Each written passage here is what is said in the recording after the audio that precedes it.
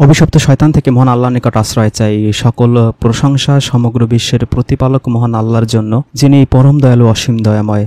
আজ আমাদের খুতবার বিষয় আবু হুরায়রা, যার নামটাই যথেষ্ট যে আল্লাহর রাসূল, তিনি যে আসলে কুরআনের বিরুদ্ধে অনেক কাজ করেছিলেন তার জীবনে, এটা প্রমাণ করার জন্য ইসলাম বিদ্বেষী বা নাস্তিক বা অন্য ধর্মের যারা আছে তাদের চেয়ে অনেক অনেক বেশি এজেন্ডা বাস্তবায়ন করেছিলেন এই আবু হুরায়রা।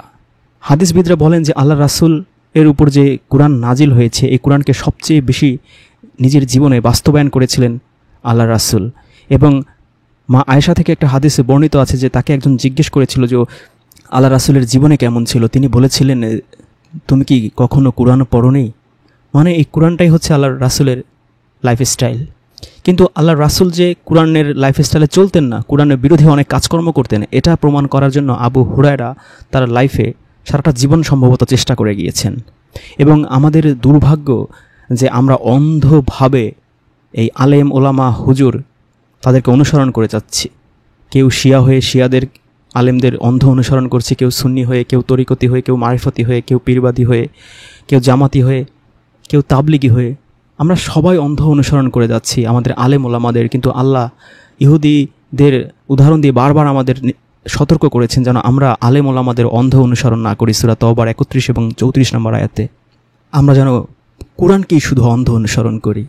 কিন্তু আমাদের দুর্ভাগ্য, আবু হুরায়রা বাংলা, বিহার, উড়িষ্যার 10 লক্ষ আলেম ওলামাকে যদি আপনি একত্রিত করেন, তাদের মধ্যে 9,90,000-ই তার প্রকৃত নাম বলতে পারবে না, যে তার প্রকৃত নামটা আসলে কী ছিল। আবু হুরায়রা বিড়াল ছানার পিতা, এই নামটা কে দিয়েছেন? দিয়েছেন আল্লাহ রাসূল। কেন দিয়েছেন? কারণ তিনি বিড়াল লালন পালন করতেন। আল্লাহ রাসূলের যুগে অনেক সাহাবী ছিলেন যারা উট লালন পালন করতেন, যারা ভেড়া লালন পালন করতেন, ছাগল ও বকরি। কিন্তু আল্লাহ রাসূল কাউকে ভেড়ার বাপ, ছাগলের বাপ, গাধার বাপ, গরুর বাপ এরকম কখনো বলেছেন বলে ইতিহাসে প্রমাণ পাওয়া যায় না, হাদিসেও প্রমাণ পাওয়া যায় না। তাহলে আবু হুরায়রাকে তিনি কি করে বিড়ালের বাপ এই বিকৃত নামে, খারাপ নামে, বাজে নামে ডাকতে পারেন? আসলে কি আল্লাহ রাসূল কুরআনের বিরোধী ছিলেন? কুরআনের আল্লাহর যে সমস্ত আদেশ নিষেধ তার উপর নাজিল হয়েছিল প্রচারের উদ্দেশ্যে, সেগুলো তিনি নিজেই অনুসরণ করেননি, এমন ঘটনা কি আসলে ঘটেছে? আমরা একটু কুরআন থেকে দেখি। সূরা হুজুরাতের 11 নম্বর আয়াতে আল্লাহ বলছেন, হে মুমিনগণ, তোমরা একে অপরের নিন্দা করো না এবং তোমরা একে অপরকে মন্দ উপনামে ডেকো না, খারাপ উপনামে ডেকো না। ঈমানের পর মন্দ নাম কতই না নিকৃষ্ট। হে মুমিনগণ, তোমরা একে অপরের নিন্দা করো না এবং তোমরা একে অপরকে মন্দ উপনামে ডেকো না, খারাপ উপনামে ডেকো না, বাজে উপনামে ডেকো না। ঈমানের পর মন্দ নামে ডাকা কতই না নিকৃষ্ট। এই আয়াতটা আল্লাহ রাসূলের উপর নাজিল হয়েছে, জিব্রাইল নিয়ে এসেছেন। আল্লাহ রাসূলের উপর যখন নাজিল হয়েছে তিনি তার সাহাবীদের ডেকে নিশ্চয়ই এই আয়াতটা বলেছিলেন, অথবা নামাজে তিনি এই আয়াতটা তেলাওয়াত করেছিলেন। তার সকল সাহাবীরা এই আয়াতটা নিজের কানে শুনেছিল। যাদের বাড়ি দূর দূরান্তে ছিল তারা এই আয়াতটা শুনে তাদের গ্রামে গিয়ে, তাদের পরিবারে, তাদের সমাজে এই আয়াতটা নিশ্চয়ই তারা বাল্লিক করেছিল, তারা নামাজেও পড়তো। তার মানে এই আয়াতটা তখনকার আরব বিশ্বের সকল মুমিন মুসলিমই জানতো। তাহলে আল্লাহর রাসূল কি করে এই আয়াতের বিরুদ্ধে গিয়ে একজন সাহাবীকে, যাকে বলা হয় প্রথিত যশা সাহাবী, তাকে এই রকম এই সূরা হুজুরাতের 11 নম্বর আয়াতের বিরুদ্ধে গিয়ে, আল্লাহর নির্দেশের বিরুদ্ধে গিয়ে তিনি নিজে কি করে একজনকে এরকম একটা বাজে নামে, বিলারি বাপ নামে ডাকতে পারেন? শুধু তাই না, হযরত আলীকে নাকি তিনি মাটি বাবা তো না, তোরাবালি মানে মাটি আলী, এইভাবে নাকি তিনি একটা বিকৃত নাম দিয়েছিলেন। কাউকে মাটি বাবা, কাউকে বিড়ালের বাবা, কাউকে গাধার বাবা, গাধার বাপ, বিড়ালের বাপ, এগুলো ডাকা কি একজন নবী রাসূলের পক্ষে বা চরিত্রের সাথে শোভা পায়? এই ধরনের বিকৃত নামে কাউকে ডাকা কি একজন নবী বা রাসূলের চরিত্রের সাথে যায়? আল্লাহ কুরআনে বলেছেন দুইজন নবীর নাম, জাতির পিতা ইব্রাহিম আলাইহিস সালাম এবং সালামুন আলা মুহাম্মদ, এই দুজনকে বলেছেন যে তাদের মধ্যে রয়েছে তোমাদের জন্য উত্তম আদর্শ। এটা কি উত্তম আদর্শের নমুনা যে তারা মানুষকে ডেকে ডেকে মাটি বাবা, বিলারের বাপ, গাধার বাপ, ছাগলের বাপ এরকম বলে বেড়াতেন? এই সূরা হুজুরাতের 11 নম্বর আয়াত ভায়োলেট করে তিনি নিজেই এইসব আয়াত মানতেন না, অন্য সাহাবীরা মানবে কিভাবে?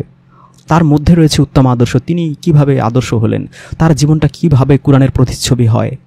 তার জীবন যে কুরআনের প্রতিচ্ছবি ছিল না, আল্লাহ রাসূলের জীবন, তিনি যে কুরআন মানতেন না, নিজেই মানতেন না, এটা প্রমাণ করার জন্য এই হযরত আবু হুরায়রাদের উৎপত্তি এবং তাদের লাইফের মিশনই ছিল। তাই এটা দুর্ভাগ্যজনক হলেও শত শত বছর ধরে এই আমাদের মতো অভাগা মুসলিম জাতির জীবনে এটাই ঘটে আসছে।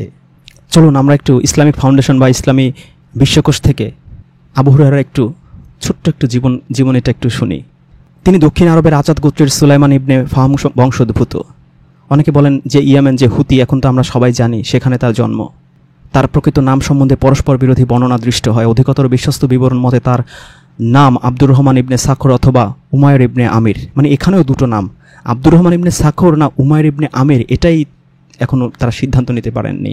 ইতিহাসবেত্তারা, হাজার হাজার লক্ষ লক্ষ আলেম ওলামারা এখনও পর্যন্ত আজকে এই 1400 বছর হয়ে গেল আল্লাহ রাসূল চলে গেছেন। বিলালের প্রতি স্নেহাধিক্যের জন্য তিনি আবু হুরায়রা বা ছোট বিলালের পিতা নামে অভিহিত হন। আবু হুরায়রা হুদাইবিয়ার সন্ধি এবং খায়বার যুদ্ধের অন্তর্বর্তী সময়ে মদিনায় আগমন করে ইসলাম গ্রহণ করেন। তখন তার বয়স 30 বছরের মতো। তখন থেকে তিনি রাসূলের পবিত্র সাহচর্য অবলম্বন করতেন এবং আসহাবুল সুফার অন্তর্ভুক্ত হন। প্রথম দিকে তিনি পেটের ক্ষুধা নিবারণের জন্য যতটুকু প্রয়োজন শুধু ততটুকু পরিমাণ মজুরের কাজ করতেন, যেমন জঙ্গল থেকে জ্বালানি সংগ্রহ, মনিবের উটের রশি টেনে চলা ইত্যাদি। রাসূল যে খাদ্য হাদিয়া পেতেন প্রায় সময় তা আসহাবুস সুফার মধ্যে বন্টন করে দিতেন। আবু হুরায়রার ভাগে যতটুকু পড়ত অত্যন্ত অপর্যাপ্ত হলেও তা খেয়ে তিনি দিন কাটিয়ে দিতেন। সাহাবীগণ তাকে কখনো ক্ষুধায় কাতর দেখলে নিজের গৃহে ডেকে এনে আহার করাতেন। একদা জাফর ইবনে আবু তালিব তাকে সঙ্গে নিয়ে যান, কিন্তু ঘরে কিছু না থাকায় ঘিয়ের শূন্য পাত্রটি হাজির করলেন। আবু হুরায়রা তাই চেটেপুটে পেটের ক্ষুধা নিবারণ করার প্রয়াস পেলেন। অনেক সময় খেজুর আর পানি খেয়েই তিনি দিনের পর দিন কাটিয়ে দিতেন। কখনো কখনো পেটে পাথর বেঁধে শুয়ে থাকতেন, কিন্তু কোনো দিন কারো নিকট কিছু চাইতেন না। রাসূলের সময় আবু হুরায়রা সংসার বিরাগী চরম দারিদ্র্যে দিন কাটালেও পরবর্তী জীবনে তিনি বিয়ে করে সংসারী হন, সন্তান সন্ততির পিতা হন এবং ধন সম্পদের অধিকারী হন। তবে তিনি সবসময় বলতেন, আমি ইয়াতিম অবস্থায় বড় হয়েছি, রিক্ত হস্তে শূন্য হাতে হিজরত করেছি। সাহাবীদের যুগেই আবু হুরায়রা কর্তৃক অপর সকলের অপেক্ষা অধিকতর হাদিস বর্ণনা সম্পর্কে প্রশ্ন উত্থাপিত হয়। উত্তরে আবু হুরায়রা স্বয়ং বলেন, আমার সম্বন্ধে অভিযোগ, আমি কেমন করে এত অধিক হাদিস বর্ণনা করি। এর কারণ বুখারী শরীফের 2047 নম্বর হাদিসে আছে। তিনি বলেন, আবু হুরায়রা বলেন, তোমরা বলে থাকো আল্লাহর রাসূল সাল্লাল্লাহু আলাইহি ওয়াসাল্লাম হতে আবু হুরায়রা বেশি বেশি হাদিস বর্ণনা করে থাকে। এবং আরও বলেন, মুহাজির ও আনসারদের কি হলো যে তারা তো আল্লাহর রাসূল এর হাদিসে বর্ণনা করে না। আমার মুহাজির ভাইরা বাজারে ক্রয় বিক্রয়ে ব্যস্ত থাকতো, আর আমি কোনো প্রকারে আমার পেটের চাহিদা মিটিয়ে আল্লাহর রাসূল এর নিকটে পড়ে থাকতাম। তারা যখন অনুপস্থিত থাকতো আমি তখন অনুপস্থিত থাকতাম। তারা যা ভুলে যেত আমি তা মুখস্থ করতাম, আর আমার আনসার ভাইয়েরা নিজেদের ক্ষেত খামারে কাজে ব্যস্ত থাকতেন। আমি ছিলাম সুফার মিসকিনদের একজন মিসকিন। তারা যা ভুলে যেত আমি তা মুখস্থ রাখতাম। আল্লাহ রাসূল তার এক বর্ণনায় বলেন, আমার এ কথা শেষ না হওয়া পর্যন্ত যে কেউ তার কাপড় বিছিয়ে দেবে এবং পরে নিজের শরীরের সাথে তার কাপড় জড়িয়ে নেবে, আমি যা বলেছি সে তা স্মরণ রাখতে পারবে। আমি আমার গায়ের চাদরখানা বিছিয়ে দিলাম যতক্ষণ না আল্লাহর রাসূল তার কথা শেষ করলেন। পরে আমি তা আমার বুকের সাথে জড়িয়ে ধরলাম। ফলে আমি আল্লাহর রাসূল সাল্লাল্লাহু আলাইহি ওয়াসাল্লামের সে কথার কিছুই ভুলে যাইনি। আধুনিক প্রকাশনী 1904 নম্বর হাদিস এবং ইসলামিক ফাউন্ডেশনের 1919 নম্বর হাদিস, আর ইন্টারন্যাশনালের 2047 নম্বর হাদিস বুখারী শরীফের। হযরত ওমর আবু হুরায়রাকে বাহরাইন প্রদেশের শাসনকর্তা নিযুক্ত করেছিলেন, কিন্তু অর্থ সঞ্চয়ের অপবাদে তাকে বরখাস্ত করেন। যথাবিহিত অনুসন্ধানের মাধ্যমে সন্দেহ দূর হলে পরে তাকে পুনরায় উক্ত পদ গ্রহণের অনুরোধ জানান, কিন্তু আবু হুরায়রা এর আহত আত্মসম্ভ্রমবোধ উক্ত পদ পুনঃগ্রহণে তাকে নিরুৎসাহিত করে তোলে। আবু হুরায়রা থেকে বর্ণিত হাদিসের সংখ্যাধিক্যের জন্য তার হাদিস সাধারণত অগ্রাহ্য মনে করেন, কিন্তু এর পশ্চাতে কোনো গ্রহণযোগ্য যুক্তি নেই।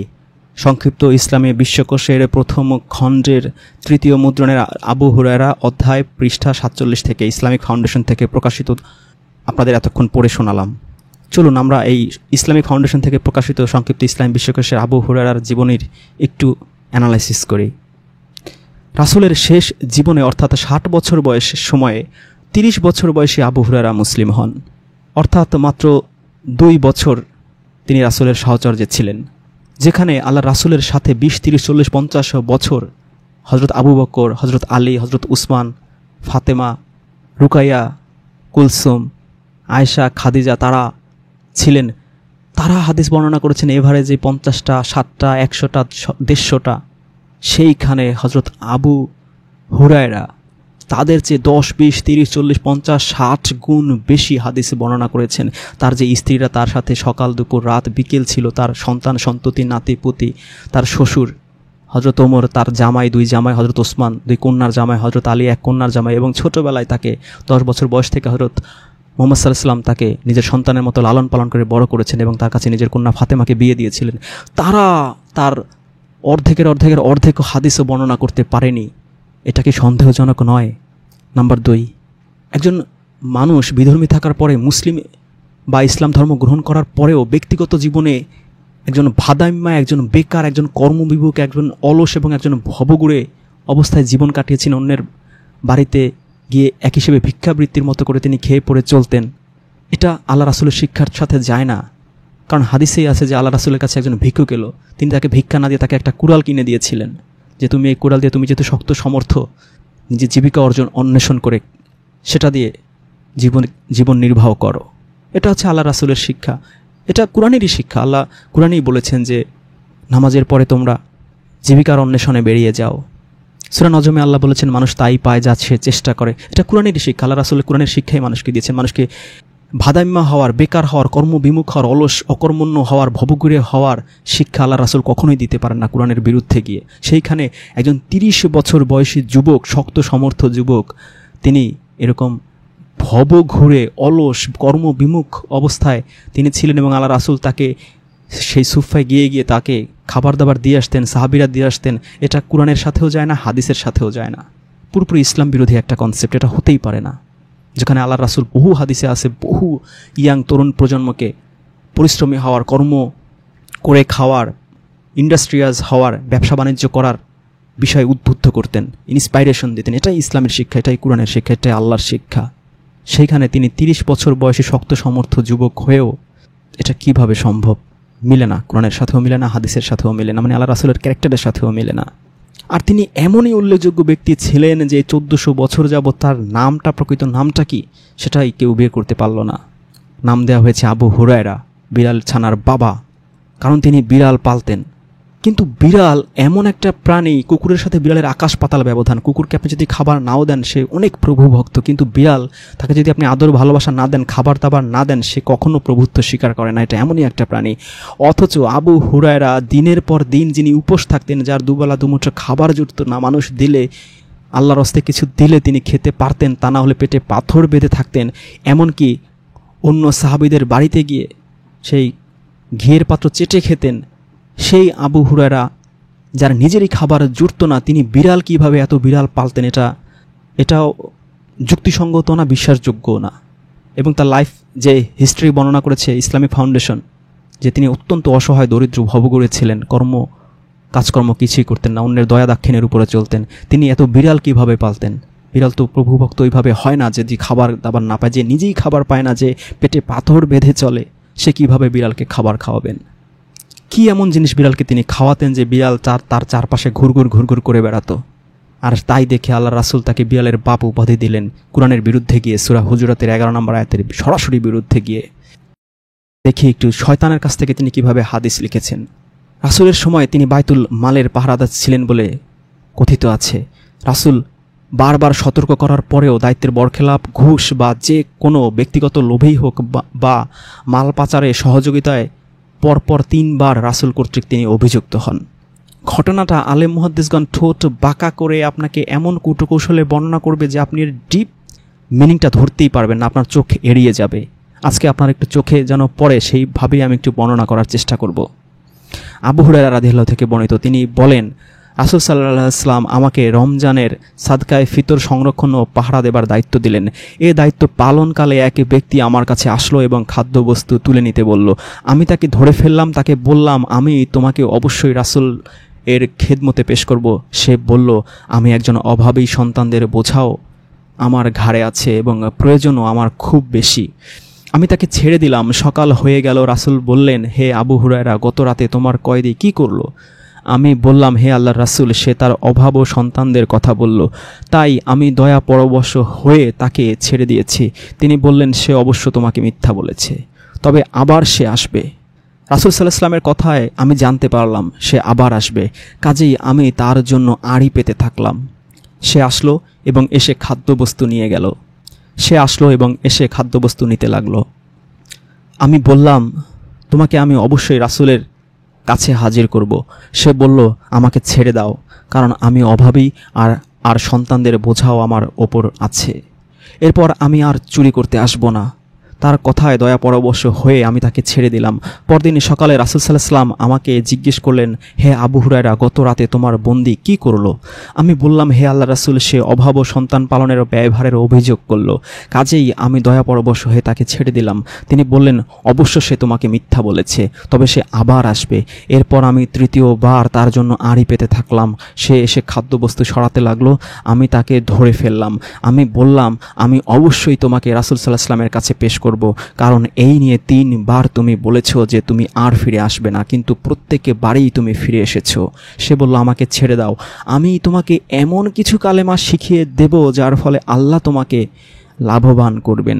আমি বললাম, সেগুলো কি? সে বলল, যখন বিছানায় ঘুমোতে যাবে তখন আয়াতুল কুরসি পড়বে। এর ফলে আল্লাহর পক্ষ থেকে তোমার উপর সব সময় একজন হেফাজতকারী নিযুক্ত থাকবে এবং শয়তান তোমার ধারে কাছে ঘেঁষতে পারবে না। এভাবে সকাল হয়ে যাবে। এ কথা শুনে আমি তাকে ছেড়ে দিলাম। পরদিনে সকালে রাসূল সাল্লাল্লাহু আলাইহি ওয়াসাল্লাম এসে আমাকে জিজ্ঞেস করলেন, গত রাতে তোমার কয়েদি কি করলো?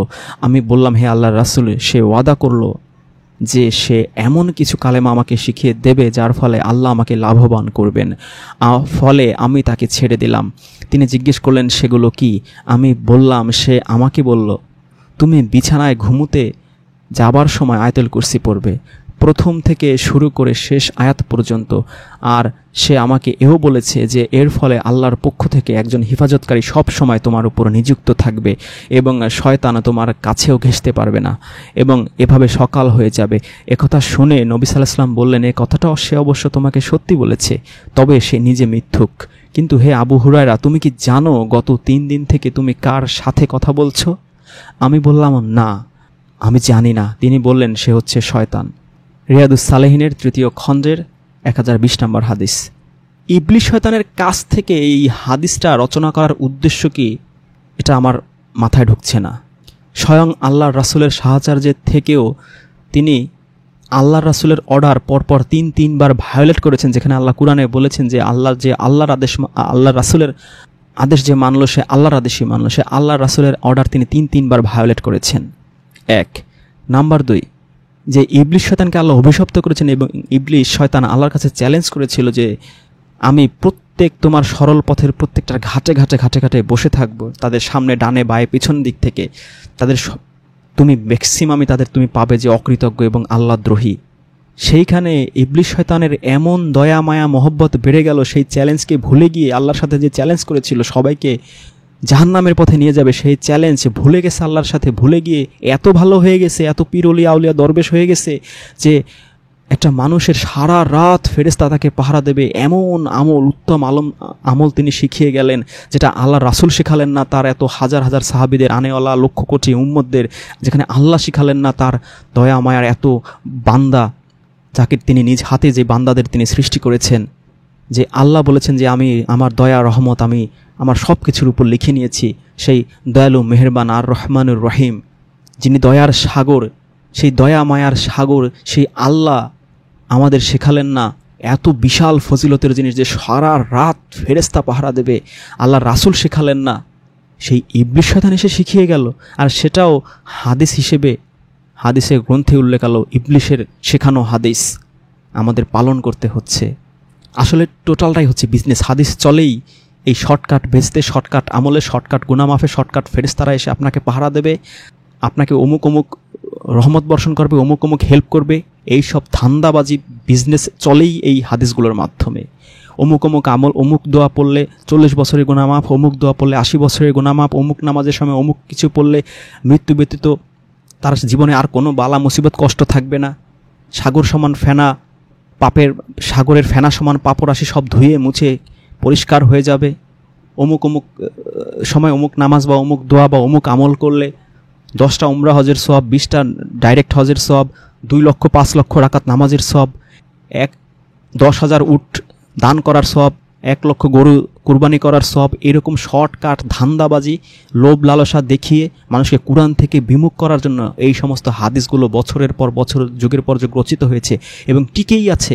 একমাত্র এই শর্টকাটে মানুষকে গুনামাফের সিস্টেম শিখায়, আর শর্টকাটে মানুষকে ফেরেশতায় আসে নাজিল হয়, সারা রাত পাহারা দেয়, সারাদিন পাহারা দেয়, মানুষের ভাগ্য পরিবর্তন হয়ে যায়, মানুষের সকল গুনাহ মাফ হয়ে যায়, মানুষের সেই 10 হজ 20 হজ 30 উমরার হজ, মানে হাজার হাজার কোটি টাকা দানের সোয়াব, এইসব শর্টকাট বেনিফিটের এই সমস্ত মূলা ঝোলানোর কারণেই এই মার্কেটে এই লাহুয়াল হাদিসগুলো চলে। কোরআন থেকে মানুষ বিমুখ হয়ে যায় এবং হাদিসগুলোকে মানুষ বিশ্বাস করে।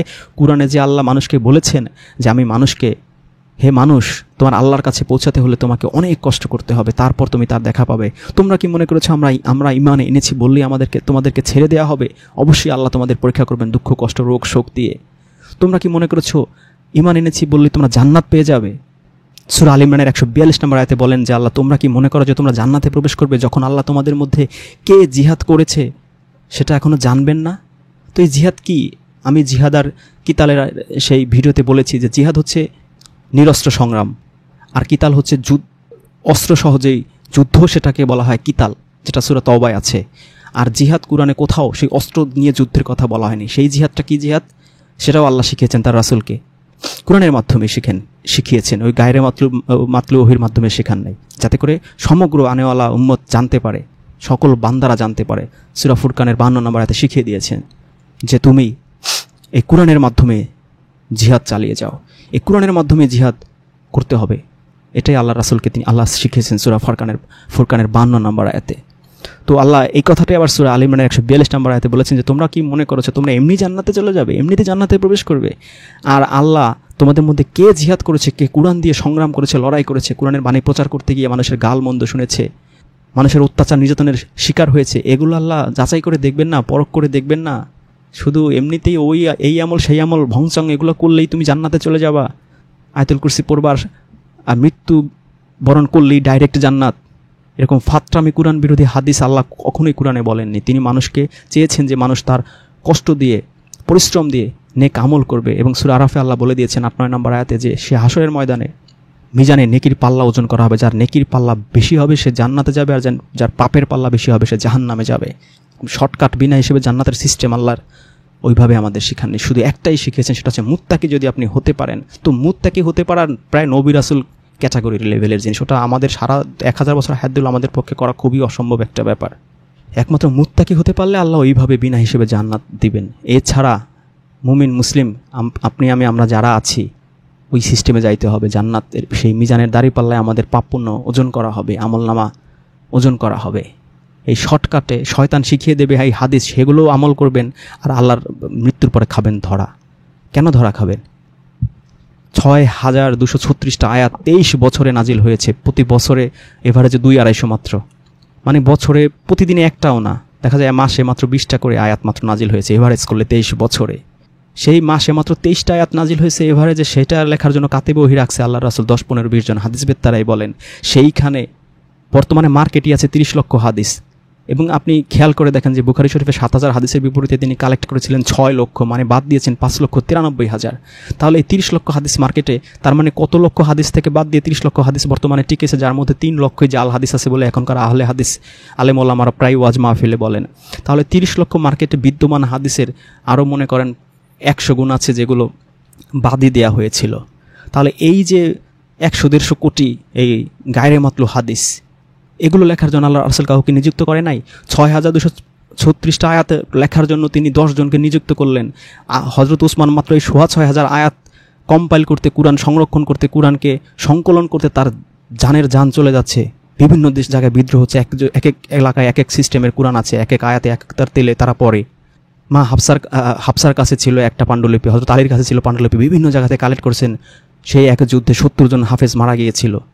কত কষ্ট তিনি, অবর্ণনীয় কষ্ট সহ্য করেছেন মাত্র 6236টা এই আয়াত তিনি সংরক্ষণ করতে। সেইখানে 30-40-50 লক্ষ হাদিস, এর বাইরে আরও আছে কোটি কোটি হাদিস। এত গায়রে মাতলুব বলা হয়, সেগুলো নাকি আল্লাহর ওহী, সেগুলো আল্লাহ রাসূলের মুখ থেকে বেরোচ্ছে, এগুলো গায়রে মাতলু ওহী। তো গায়রে মাতলু হোক আর ডায়রে মাতলু হোক, আল্লাহর তো ওহী, তো এগুলো সংরক্ষণ করবেন আল্লাহ রাসূল।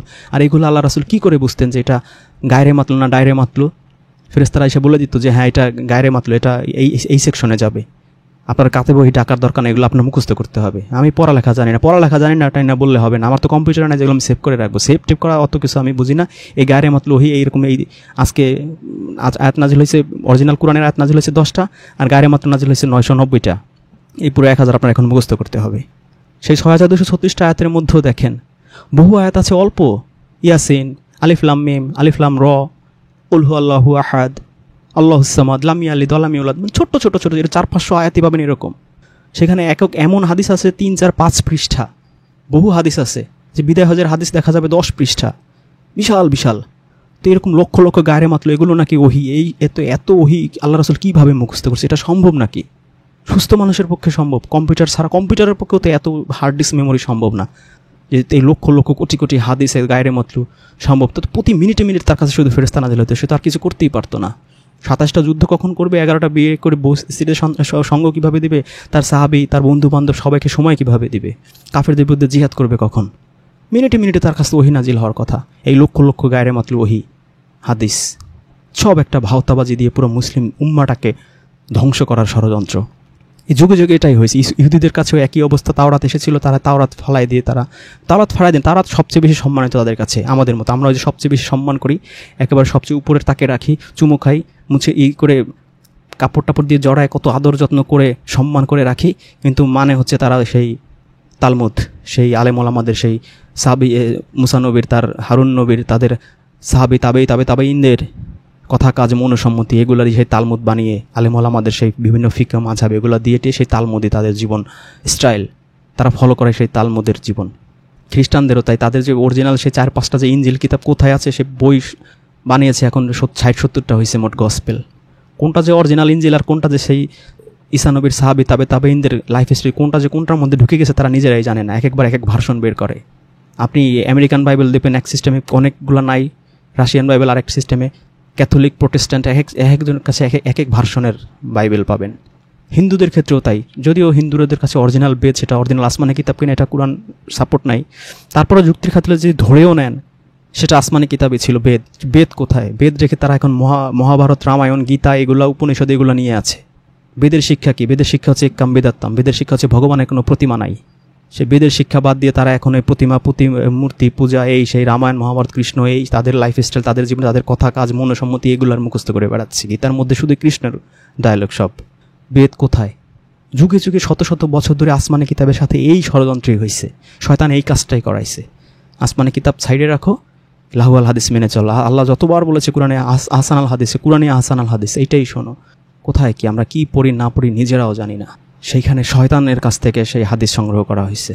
শয়তানের এত দয়া মায়া, আল্লাহর চেয়েও সে বেশি মায়াশীল দয়াশীল বান্দারকে ফেরেশতা নিযুক্ত করে দেওয়ার সিস্টেম শিখাইলো কে? তারা আল্লাহ কোন সময় তার কাছে ওহী নাজিল করে এটা বলছে? শয়তানকে। যে আয়াতুল কুরসি পড়লে ফেরেশতা আল্লাহ নাজিল করে দিবে, আল্লাহর ফেরেশতা নাজিল হবে শয়তানের কথায়। ইবলিস শয়তান এসে বলবে যে হ্যাঁ এই আমল করলে তোমাকে আল্লাহ ফেরেশতা নাজিল করবে। ফাজিলের ফাজিল। আর সে জানলেই বলবে কেন? তার কাজ কি? তার সারা জীবনে আলটিমেট টার্গেট হয়েছে যে যাদের কারণে আমি অভিশপ্ত হয়েছি, সামান্য মাটি দিয়ে বানাইছে, সে তাদেরকে আমার রেসপেক্ট করতে হবে। হাজার হাজার বছর ধরে আল্লাহর সব আদেশ উপদেশ সব মেনে চললাম, এত ভক্তি করলাম, আর এই কোথাকার কোন কি মাটি কাদা কোদাই দিয়ে বানাইছে, এদেরকে আমার রেসপেক্ট করতে হবে। যে 2 চোখে দেখতে পারতো না যে আদমকে, সেই আদমকে তিনি যেন বিশাল আমল শিখিয়ে দিছে। সারা রাত তার ফেরেশতা নাজিল হবে, নিরাপদ থাকবে, হেফাজতে থাকবে, মৃত্যু ব্যতীত জান্নাত ছাড়া তার পুনর দূরত্ব থাকবে না। এত দরদি, আল্লাহর চেয়ে দরদি হয়ে গেছে। সেই হাদিস বর্ণনা করতেছে আবু হুরায়রা। এবার দ্বিতীয় পয়েন্টে আসেন। প্রথম খলিফা আবু বকরের সময় আবু হুরায়রার কোনো খোঁজ খবরই ছিল না, কিন্তু ওমরের সময় তিনি বাহরানের শাসনকর্তা নিযুক্ত হন। এখানেও তিনি অর্থ আত্মসাতের দায়ে ওমর কর্তৃক অভিযুক্ত হয়ে পদ থেকে বহিষ্কৃত হন, এবং অনেক কিতাবে আছে যে ওমর তাকে বিশাল মার দেওয়া শুরু করছে, পিটাইছে ধরে, যে তুমি ঘুষ খাওয়া, অর্থ আত্মসাৎ করবা, বাইতুল মালের টাকা পয়সা নিয়ে যাবা। কিন্তু ইসলামিক এই হাদিস বেত্তার আপনারা বলবে যে ঘটনার তদন্তের পরে তা মিথ্যা প্রমাণিত হওয়ায় ওমর তাকে পুনরায় ওই পদে বহাল রাখার অনুরোধ করেন বলে মুহাদ্দিসগণ ইতিহাস রচনা করেছেন।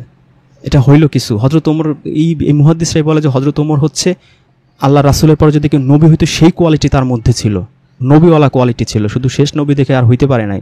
কোন লেভেলের সাহাবী সে ছিল? তা আল্লাহ রাসূলের শ্বশুর ছিল সে। এবং অনেক সাহাবী নিয়ে অনেকের দ্বিধা সংকোচ আছে, অনেক খলিফা নিয়েও দ্বিধা সংকোচ আছে, কিন্তু হযরত ওমরের সেই সততা নিয়ে, আদর্শ নিয়ে পৃথিবীর বিধর্মীরা কখনো আঙুল তোলে না যে হযরত ওমর কখনো অর্থলোভী ছিলেন। তালপাতার সেই চাটাইয়ের ঘরের নিচে থাকতেন, মানুষ বুঝতেই পারতো না এটা কিসের রাজা বাদশা, কিসের খলিফা। মানুষ মনে করতো রাস্তার কোনো ভিক্ষুক, খয়রাতির মতো জীবনযাপন করত। এতটা বিশুদ্ধ ছিলেন। কেউ কোনো মেহমান তার বাসায় গেলে তিনি বলতেন যে কি আমার কাছে কি জন্য আসছে, পার্সোনাল কাজে, তাইলে সেই ঘরের কুপি নিভাই দিতেন, ফদিয়া মোমবাতি নিভাই দিতেন, যেটা বাইতুল মাল, এটা আল্লাহর এটা আমার পার্সোনাল ইউজ করার জন্য না।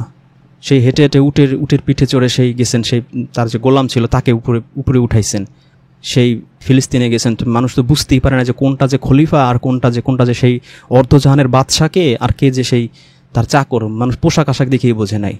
মসজিদের মধ্যে ডাইরেক্ট প্রতিবাদ করছে যে আপনি বাইতুল মাল থেকে যে কাপড় দিচ্ছেন তাদের আমাদের পাঞ্জাবি হয়েছে, ফতুয়ার টাইপের অর্ধেক হয়েছে, আর আপনারটা ফুল। ডাইরেক্ট প্রশ্ন করছে। এমন স্বচ্ছ কাচের মতো ছিল। মেয়েরা যারা সুন্দরী মেয়ে তারা বেশি বেশি মোহরানা দাবি করতো, দেন মোহর যে আমি 20 লক্ষ 30 লক্ষ এরকম। এখনকার বাজারে বলছি, নাইলে আমরা বিয়ে করবো না। বিশাল মার্কেট চাহিদা বেড়ে গেছিলো। সুন্দর সুন্দর যারা মেয়ে ছিল তারা ইচ্ছা মতো নিজেদের দেন মোহর ধার্য করতো। হযরত ওমর বলছে আমার আল্লাহ রাসূলের সময় এত অল্প ছিল, 400-500 দিরহাম হয়ে যেত, তোমরা এত বেশি বেশি দাবি করো কেন? মেয়েরা সাথে সাথে বলছে আপনি কে? আল্লাহ কি আমাদের কোরআনে নিষেধ করছে নাকি? আমার যেরকম ইচ্ছা, কারো যদি ভালো লাগে সে বিয়ে করবে, নাইলে করবে না। আমি নিজের যোগ্য মনে করি। আইসেই একজন এসে বিয়ের প্রস্তাব দিবে, তার গলায় ঝুলে পড়তে হবে কেন? আমার কি সম্মান নেই? আল্লাহ আমাকে সম্মান দিচ্ছে, আমি দিনমোহর নিব। আপনার যার ভালো লাগে সে করবে, যার সামর্থ্য আছে সে করবে, নাইলে করবে না। আপনি কে বলার? সাথে সাথে সে বলছে যে সরি, আসলেই তো ঠিকই তো, আল্লাহ তো কোনো সীমা পরিসীমা দেয় নাই। আমি কে বলার? আমি হইতে পারি অর্ধজাহানের খলিফা বাদশাহ, কিন্তু কোরআনের কাছে আমি কিছু না। কোরআনের আল্লাহর আদেশের বিরুদ্ধে আমি কে? হু অ্যাম আই? যে তার নিজের ছেলেকে পিটাইতে যখন ধরা পড়ছে যে সে সত্যিকার অর্থে মদ খাইছে, পিটাইতে 100 দৌড়া মারতে সে মরেই গেছে, কিন্তু 100 দৌড়া মারা থামায় নাই। আর সেই নবীর মতো যে ক্যারেক্টার ছিল সেই লোক গন্দাজে একজন এসে বলল যে আবু হুরায়রা ঘুষ খাইছে বা টাকা ওইখানে আত্মসাৎ করছে, বলার সাথে সাথেই তারে বরখাস্ত করবে। যাচাই বাছাই স্যার এটা হইল? এটাও একজন সেই ওমরের মতো মানুষের ক্যারেক্টারের সাথে যায়? সেই ধরনের ফাত্রামি করতে পারে নাকি? তদন্ত না করেই সে একজনকে এইভাবে বরখাস্ত করবে? কখনোই সম্ভব না। সে জেনে শুনে বুঝে পুরো তদন্ত করে যখন 100% নিশ্চিত হয়েছে, তখন সে ওইখান থেকে তাকে বরখাস্ত করছে। এবং এটা তার আবু হুরায়রার কথাতেও বোঝা যায়। পরের কথাগুলো আপনি দেখেন, সেই কথোপকথনটা আপনাকে একটু শোনাই। আবু হুরায়রাকে যখন জিজ্ঞেস করছে, আবু হুরায়রা উত্তরগুলো কী দিচ্ছে? ইবনে সাদের বর্ণনা। হযরত ওমর বললেন, যখন আমি তোকে বাহরাইনের গভর্নর নিযুক্ত করি তখন তোর পায়ে দেবার মতো এক জোড়া জুতাও ছিল না, কিন্তু আমি এখন জানতে পারলাম তুই 1600 দিনার দিয়ে ঘোড়া ক্রয় করেছিস। এই সম্পত্তি কিভাবে অর্জন করলি? বুঝতে পারছেন? 16 মানে এক্সাক্ট ফিগার বলছে, 1600 দিনার দিয়ে সে ঘোড়া কিনছে। এই ইনফরমেশন এক্সাক্ট খবর পেয়ে তারপর তাকে চার্জ করছে। এবার দেখেন তার উত্তরটা কি। উত্তর দিছে, ওগুলো ছিল লোকদের উপহার যা বেশ কয়েক গুণ বৃদ্ধি পেয়েছে। তো লোকেরা কেন উপহার দেবে? তারপর একটু পরে তারপর বলছি। খলিফার মুখ রাগে লাল হয়ে গেল এবং তিনি তাকে এমন নিষ্ঠুরভাবে চাপকালেন যে তার পিঠে রক্তাক্ত হয়ে গেল। তারপর তিনি 10,000 দিনার বা যা আবু হুরায়রা বাহরাইন থেকে সংগ্রহ করেছিল তা তার কাছ থেকে নিয়ে বাইতুল মালের খাতে জমা করার আদেশ দিলেন। সংক্ষিপ্ত ইসলামী বিশ্বকোষের প্রথম খণ্ডের 57 পৃষ্ঠায় আপনি এটা পাবেন। দেখেন সে উত্তর কী দিয়েছিল? ওগুলো ছিল লোকদের উপহার যা বেশ কয়েক গুণে বৃদ্ধি পেয়েছে। পৃথিবীর কোনো ঘুষখোরকে শুনছেন সে বলে যে আমি ঘুষ নিছি এই টাকা? সে ডাইরেক্ট বলে এটা উপহার, আমাকে খুশি হয়ে দিছে, আমাকে চা খাওয়ার 1000 টাকা দিছে খুশি হয়ে। দেখা গেলো 2 লাখ টাকা ঘুষ খাইছে, কিন্তু সে বলার সময় ওইভাবে বলবে যে ও আমাকে তো খুশি হয়ে উপহার হিসেবে দিছে। দেখা যায় অনেকে ঘুষ হিসেবে গাড়ি দেয়, ফ্ল্যাট দেয়, বাড়ি দেয়। বিশাল বড় বড় অফিসার যাদের, তাদেরকে তো এইভাবে বিশাল অঙ্কের ডিমান্ড থাকে। 5 লাখ 10 লাখ 20 লাখ ঘুষ খায়, কিন্তু সে কখনো বলে যে আমি এটা ঘুষ দিছে আমাকে? সে বলে কি এটা আমাকে মানুষ খুশি হয়ে উপহার হিসেবে দিছে। তো এই সেই সেম টু সেম কথাই তো সেই ইসলামিক ফাউন্ডেশনের সেই ইসলাম বিশ্বকোষের বর্ণনাতে আবু হুরায়রার উত্তর দেখেই বোঝা যায়। সে নিজেই বলতেছে হ্যাঁ এটা আমাকে মানুষ উপহার দিচ্ছে।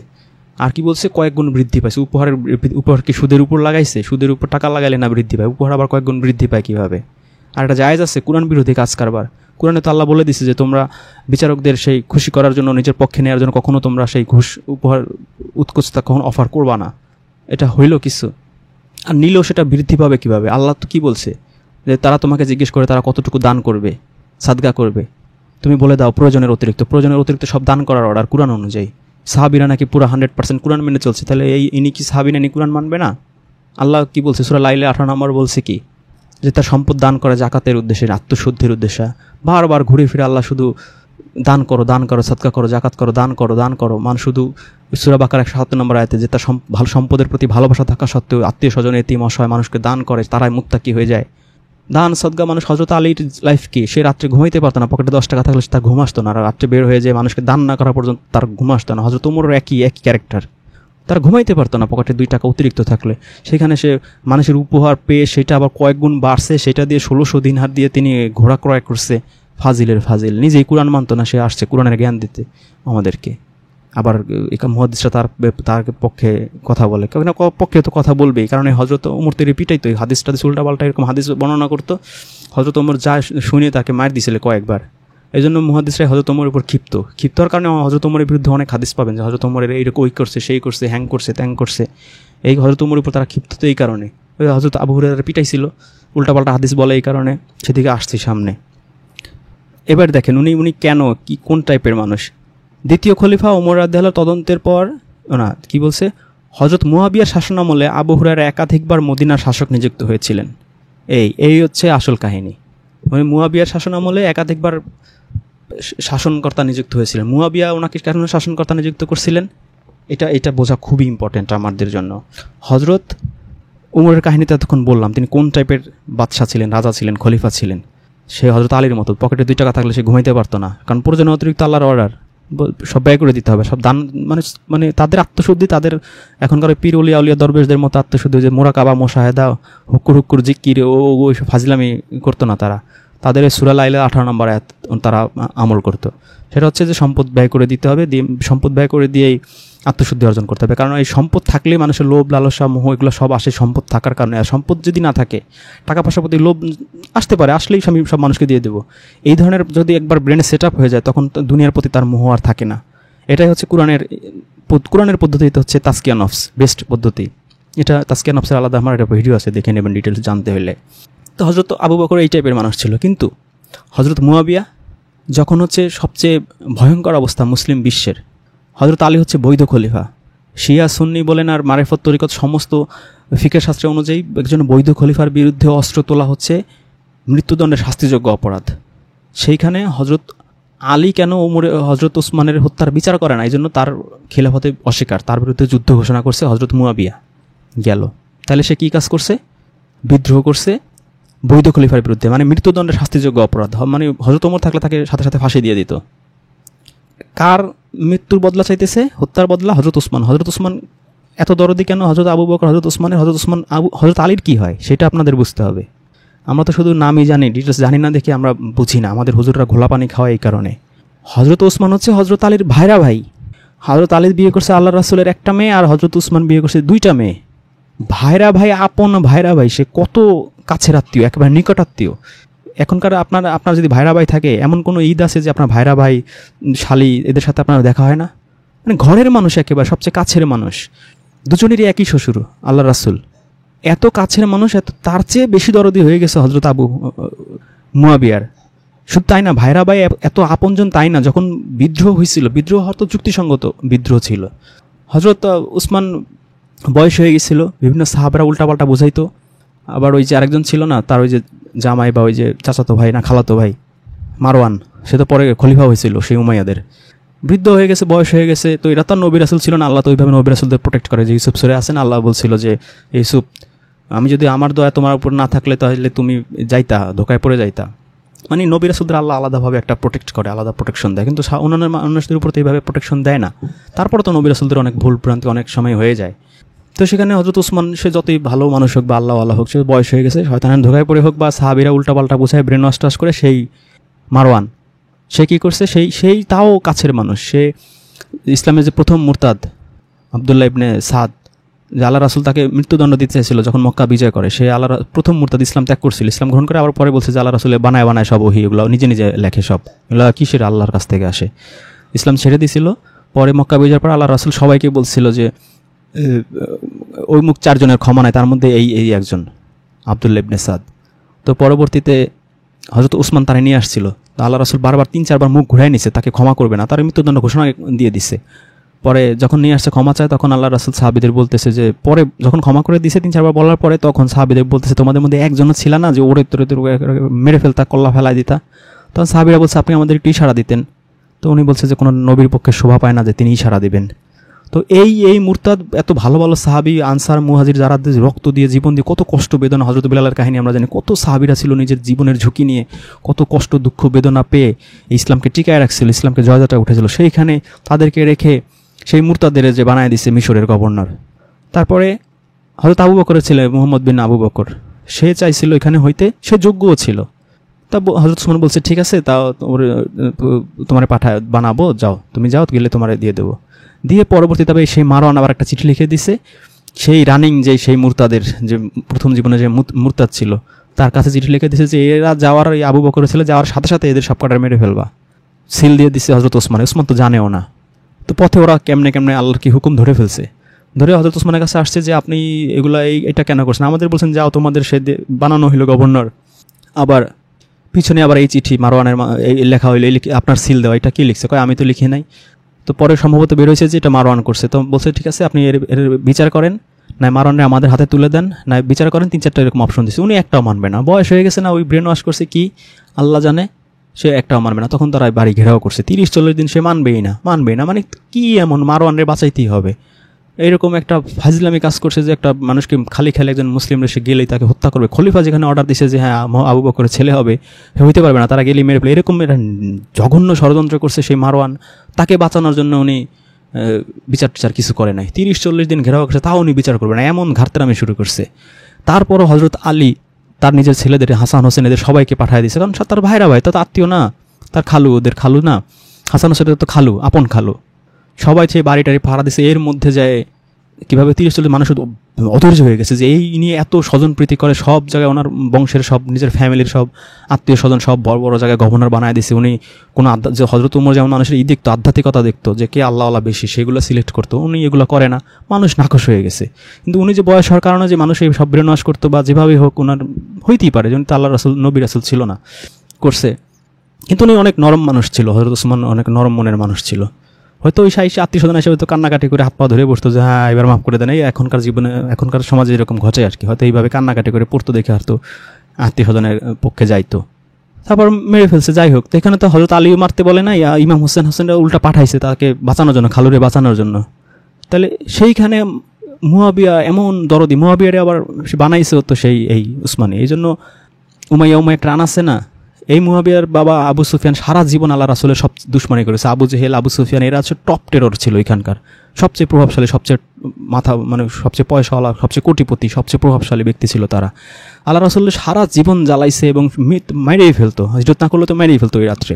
এই আবু সুফিয়ান বাহিনী এত এত ভয়ঙ্কর ছিল যে আল্লাহ রাসূলকে পাইলেই মেরে ফেলতো। সেইখানে আল্লাহ রাসূলের যে প্রথম বদরের যুদ্ধ, যেই যুদ্ধে যারা অংশ নিয়েছে তাদেরকে আল্লাহ রাদিয়াল্লাহু তাআলা আনহু বলছে যে সেই বদরের যুদ্ধের সেই যুদ্ধে অংশ নিয়েছিল হামজা, আল্লাহ রাসূলের চাচা, সেই হামজার কলিজা চাবায় খায় ফেলছিল এই সেই আবু সুফিয়ানের বউ, মানে এই মুয়াবিয়ার মা। তাহলে এদের ভয়ঙ্কর আল্লাহ রাসূলের যে গোত্র, যে বনু হাসিম, এই বনু হাসিম বনু উমাইয়া এইরকম শত্রুতা ছিল যে একজনের আমির হামজার কলিজা চিবায় খেয়েছিল এই আবু মুয়াবিয়ার মা। এবং সেই মুয়াবিয়া কোন মুয়াবিয়া, যে ইমাম হোসেনের মতো এত আধ্যাত্মিকভাবে হাই লেভেলের মানুষ, এত টপ ক্লাস সাহাবী, এত ভালো মানুষ, এত আল্লাহ মানুষ, নির্লোভ মানুষ, সেই হযরত ওমর, হযরত আলীদের মতন, যে 2 টাকা পকেটে থাকলে মানুষকে দিয়ে দেবে, তার চেয়ে বলছে যে মরার আগে বলতেছে যে আমার ছেলে ইয়াজিদ আমি মনে করি বর্তমানে সবচেয়ে বেশি যোগ্য এই খিলাফতের। হযরত হোসেনের চেয়ে নিজের ছেলেকে সব যোগ্য মনে করছে, মানে এটা পুরোপুরি সেই পরিবারতন্ত্র চালু করবে আর কি। যাই হোক, তো ইসলামী যে কোনো ফিকহশাস্ত্র অনুযায়ী এই মুয়াবিয়া হচ্ছে বৈধ খলিফা, হযরত আলীর বিরুদ্ধে যুদ্ধ ঘোষণা করছে, মৃত্যুদণ্ডের শাস্তিযোগ্য অপরাধ করছে। এই আবু হুরায়রা মুয়াবিয়ার পক্ষে চলে গেছে। যেখানে যে এত হাদিস এই আবু হুরায়রা বর্ণনা করছে, সে তো জানে আল্লাহ রাসূল বলে গেছে যে সত্য যেদিকে থাকে, আলী যেদিকে সত্য থাকবে সেদিকে, যে আমার বন্ধু আলী তার বন্ধু, আলী সবসময় হকের পথে থাকবে, সে কখনো বিপক্ষে যাবে না। এরকম বহু হাদিস আছে হযরত আলীর নামে। যে তাছাড়া তার জীবনের আল্লাহ প্রচুর জ্ঞানী ছিলেন, তো তিনি একটা ছোটোবেলা 10 বছর বয়স থেকে আল্লাহ রাসূলের সাথে সাথে ছিল না, প্রচুর আধ্যাত্মিকভাবে তিনি অনেক হাই লেভেলের মানুষ ছিলেন।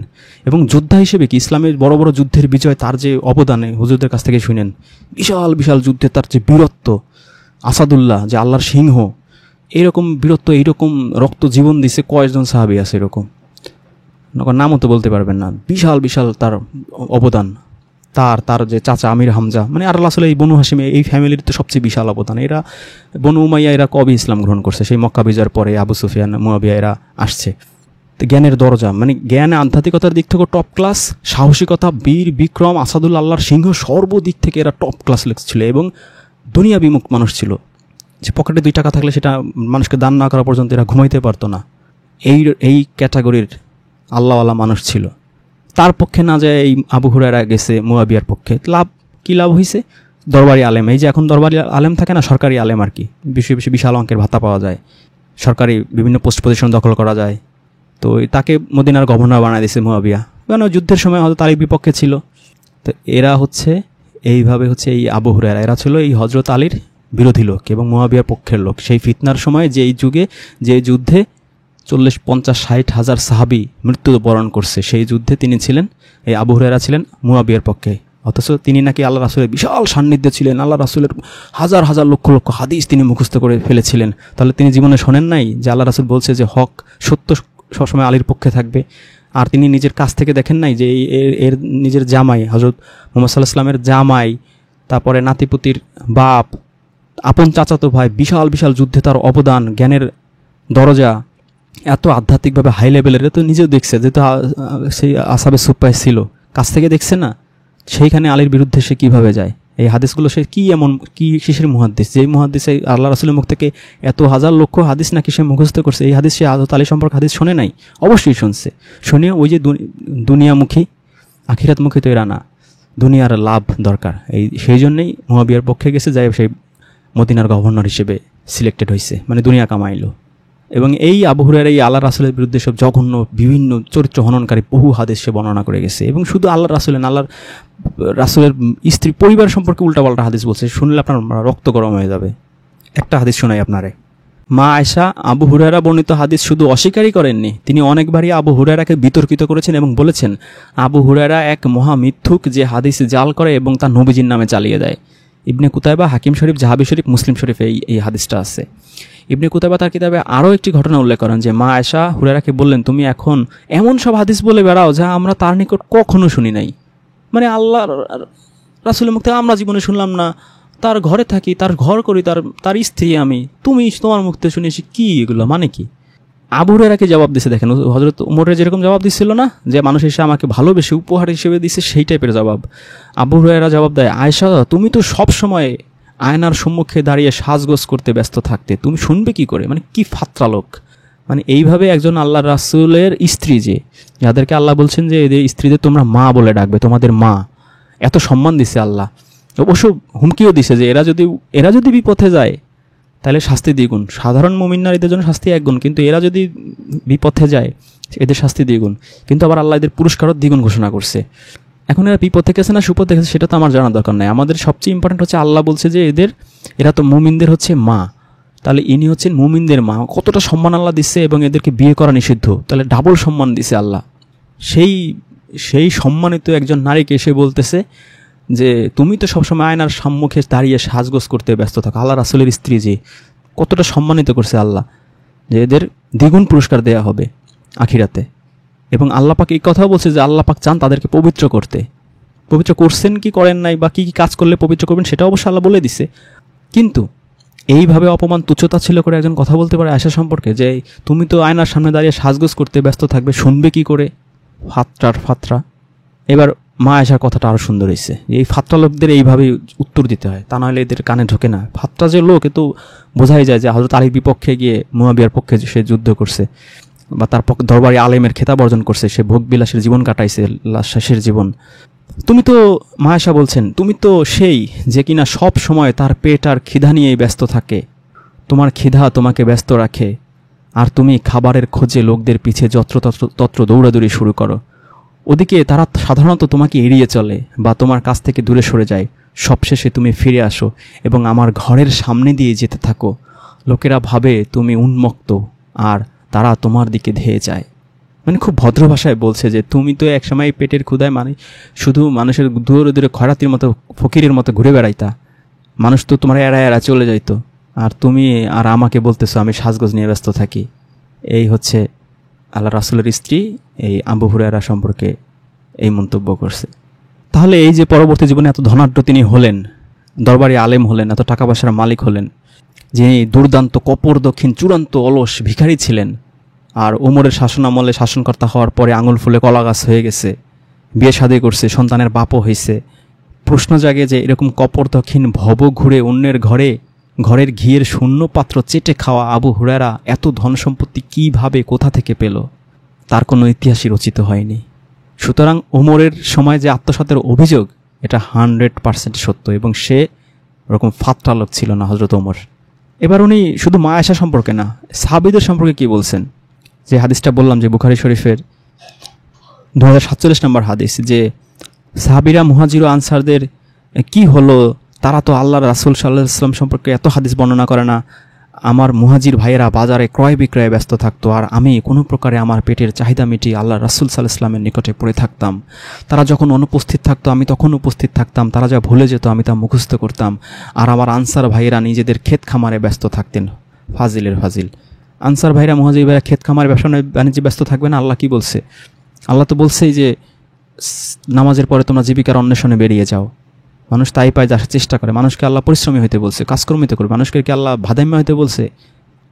অলস অকর্মণ্য ভাদাইম্যা ভবগুড়ে হয়ে পড়ে থাকবে, এটা কি ইসলামের শিক্ষা নাকি?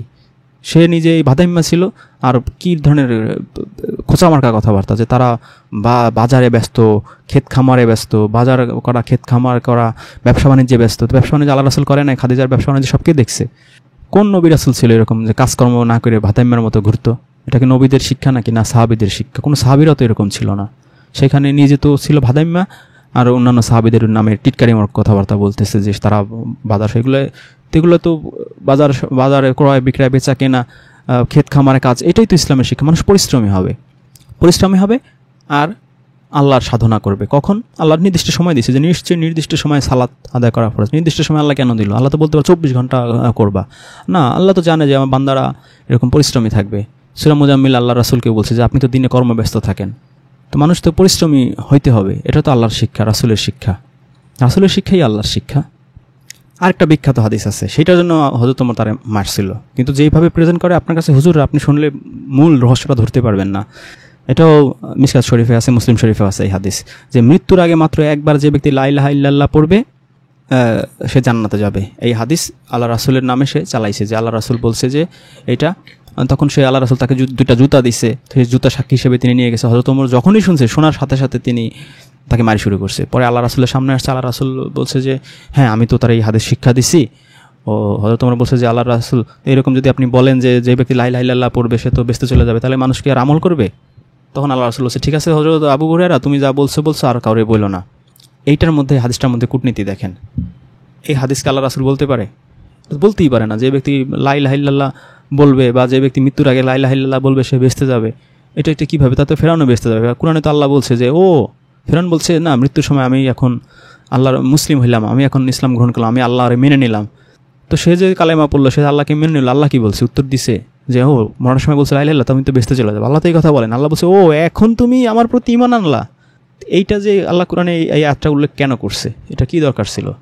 এটার অনেক বড় দরকার আছে। আমরা অনেকেই এটা ভাবি যে জীবনে যা করি মৃত্যুর সময় মনে হয় মুখে কলেমা নসিব হইলেই জান্নাতে চলে যাব, অথবা মুখে একবার লা ইলাহা ইল্লাল্লাহ বললেই বেহেশতে চলে যাব, জান্নাতে চলে যাব। কিন্তু এই যে সূরা আল ইমরানের যে আয়াতটা আমি আপনাদের সাথে একটু আগে বললাম, আল্লাহ কি বলছে? যে তোমরা কি মনে করো এমনি জান্নাতে চলে যাবা? তোমরা কি মনে করো ঈমান আনলে জান্নাতে চলে যাবা? আল্লাহ তোমাদের পরীক্ষা করে দেখবেন না? দুঃখ দিয়ে, কষ্ট দিয়ে, হতাশা দিয়ে, বেদনা দিয়ে, বিপদ আপদ দিয়ে পরীক্ষা করবে। তারপরে কি বলছে? যে আল্লাহ কি পরীক্ষা করে দেখবেন না যে তোমাদের মধ্যে কে জিহাদ করো, কারা জিহাদ করো? সূরা আল ইমরানের 142 নম্বর আয়াতে আল্লাহ বলছে সেই জিহাদকে কোরআন দিয়ে জিহাদ। কোরআন মানুষের কাছে প্রচার করবেন, আর মানুষের মার খাইবেন, মানুষের গায়েল মন্দ শুনবেন। এটাই তো জিহাদ, সবচেয়ে বড় জিহাদ, জিহাদে আকবর। সূরা ফুরকানের 52 নম্বর আয়াতে আল্লাহ বলে দিছে যে আল্লাহ রাসূলের বলছে এই কোরআন দিয়ে জিহাদ করো। তো এই কোরআন দিয়ে জিহাদ করতে হবে। তো সেই কোরআন তো আল্লাহ দিছে, কোরআনের মধ্যে কেন কীভাবে জিহাদ করো? কোরআনের এই বাণীগুলো প্রচার করতে হবে। তো কোরআনের মধ্যে আল্লাহ বলছে যে সেই ফিরআউন তো মরার আগে আল্লাহ কালেমা লা ইলাহা ইল্লাল্লাহ পড়ছে, তো সে তো অ্যাকসেপ্টেড না। আল্লাহ বলে দিছে যে আল্লাহ ঈমানের পরীক্ষা করবে, আর কি সারা জীবনে নেক আমল পরীক্ষা করবে। সূরা আরাফে 8 নম্বর 9 নম্বর আয়াতে বলছে সারা জীবন আপনি যে আমল করবেন মিজানের পাল্লায় দিবে, নেকির পাল্লা ভারী হলে আপনি জান্নাতে যাবেন, আর পাপের পাল্লা ভারী হলে বেহেশতে যাবেন। আর আবু হুরায়রার এই হাদিস মানলে তো কি হয়? আপনি কালেমা পড়ছেন, আপনি বেহেশতে চলে যাবেন। একটা ফাজলামি কথাবার্তা। তো মানে যে মুসলমানের, তার মানে মুসলমানের ঘরে জন্ম নিলে সে বেহেশত, তার অন্য ঘরে জন্ম নিলে সে তো দোজখী হয়ে যায়। তার মানে আল্লাহ অন্য ধর্মের যারা তাদের উপর আল্লাহ জুলুম করছে, এটাই প্রমাণ করতে চাচ্ছে এই হাদিসের মাধ্যমে। 1 নাম্বার 2, হযরত ওমর বলছে যে এই কথা বললে মানুষ কি আমল করবে নাকি? হযরত ওমর এই কথা কি বলতে পারে কোনোভাবে? এই কথা বললে মানুষ আমল করবে নাকি মানে কি? কোরআনের পাতায় পাতায় মানুষকে আমল করার কথা বলা হয়েছে এবং বলা হয়েছে যে আমল ওজন দেওয়া হবে, যার ওজন বেশি হবে, আমলের ওজন বেশি হবে, সে বেঁচতে যাবে। 3, যদি হযরত মুহাম্মদ সাল্লাল্লাহু আলাইহি ওয়াসাল্লাম বলে থাকে এই কথা, তাহলে হযরত ওমরকে তো কোনোদিনও বলতে পারে না যে আপনি এই কথা তারা বলতে নিষেধ করেন বা মানুষ করবে কিনা। মানুষ করে কি করে না সেটা তোর দরকার আছে? আল্লাহ এই আয়াত গায়রে মাতলু ওহী ফেরেশতার মাধ্যমে আল্লাহ রাসূলের কাছে পাঠাইছে। আল্লাহ রাসূলের কাজ হচ্ছে বাল্লিগ, প্রচার করো, তোমার কাজ শুধু প্রচার করা। তো সে আল্লাহ রাসূলের ওহী প্রচার করবে হযরত ওমরকে, যে আল্লাহ রাসূলকে বলবে যে আপনি এটা বলেন না, এটা বলতে পারে, সেটা তার ইখতিয়ারের মধ্যে আছে। সে কি আল্লাহর রাসূল? আল্লাহ তার কাছে ওহী পাঠাইছে গায়রে মাতলু। হাদিসবিদরা তো বলে যে হাদিস হচ্ছে গায়রে মাতলু। তো গায়রে মাতলু হাদিস আল্লাহ পাঠাইছে, তাহলে এটা প্রচার করবে না? ধরে নিলাম এটা আল্লাহ গায়রে ওহী, তো প্রচার করা তো রাসূলের কাজ, এটা তো সে হযরত ওমর তো এটা ঠেকাইতে পারে না। নাম্বার 4, আল্লাহ রাসূল জবাব দিচ্ছে কি, যে ঠিক আছে আবু হুরায়রা যা বলছো বলছো, আর এরপর কাউরে বইলো না। তাহলে এটা হাদিসের মধ্যে কীভাবে ঢুকলো, যেহেতু বলতে নিষেধই করছে। আর নাম্বার 2, তিনি বলতে নিষেধ করতে পারেন, মানুষ আমল করবে কি করবে না এটা তো দেখার তার কাজ না। আল্লাহ তো কোরআনে বারবার বহুবার বলছে যে আমি তো আপনাকে তাদের পাহারাদার বানাই নাই, কর্মবিধায়ক বানাই নাই, তাদের রক্ষাকর্তা বানাই নাই, তাদের উপর জবরদস্তিকারী বানাই নাই। আপনার কাজ শুধু প্রচার করা।